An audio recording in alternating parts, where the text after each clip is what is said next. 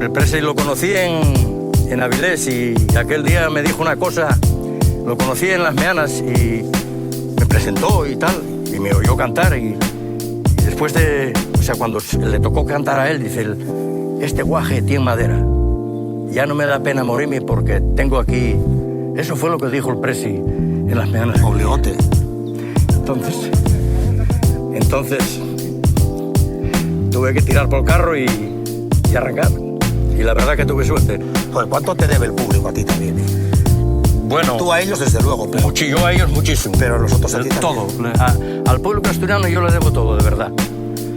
Ellos a mí, yo creo que sí también, porque conmigo pasaron también muy bien mucha gente por todas partes, por todas partes del mundo, por todos los centros asturianos que me oyeron cantar y alguno lloraba oyendo a Vicente cantar.